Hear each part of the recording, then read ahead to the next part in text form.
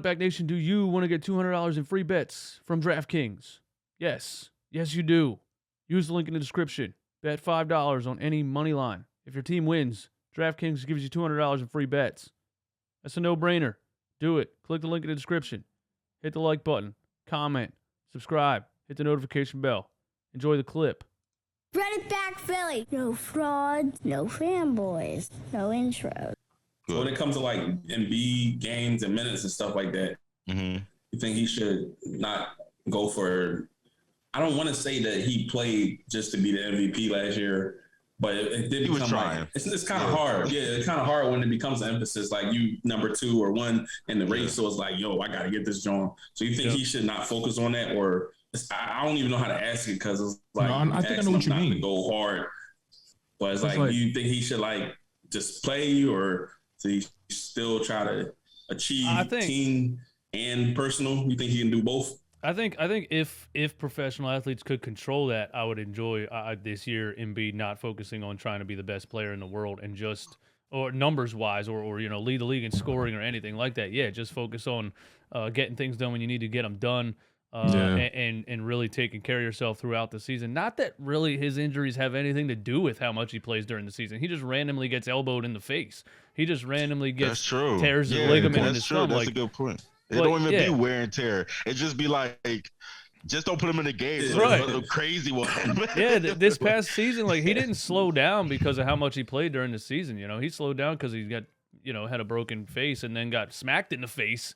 People forget that in that Miami series, he got smacked in the mask, and that's when his whole thing changed, when he got hit in the face at half court and was laying there on the ground, because I don't think that feels too good when you got an orbital fracture and you're wearing a mask over it and stuff. So that's a fact. For sure. The injuries that headaches.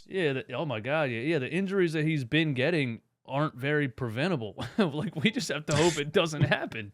I don't know what else to say. Random. Yeah, for sure. It's that face slap was random. You bring up a good point, Dove, because Joel Embiid, he's definitely been gunning for the MVP these past couple seasons. And when you try so hard for something, you kind of lose sight of the larger goal.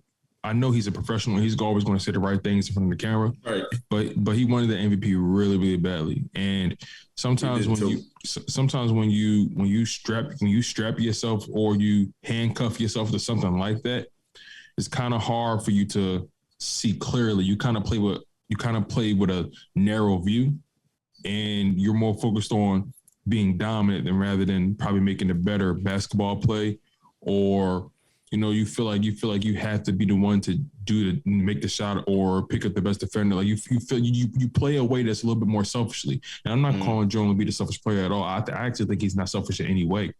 But when you're openly gunning for the MVP, it alters the way you approach the game. It alters the way you approach winning at the end of the day. And I think, and I think, if I'm not mistaken, he mentioned sometime in the offseason that he's over it. He's over it, basically, right? And I think that's going to allow him to play free a lot because, like just think about it. Like when you think so hard about the result, it's so hard for you to really focus on the process. No pun intended. And now I think this go around, he is unequivocally focused on team success, and not really worrying about the MVP. Yeah, and I think I don't. Oh, go my bad. No, go ahead, Jay. Go ahead.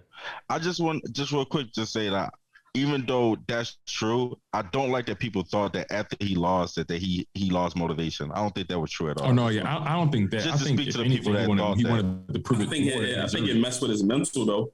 It did. I agree with that part. It was kind of demoralizing, right? That's how you describe it a little bit. I think like also the year before.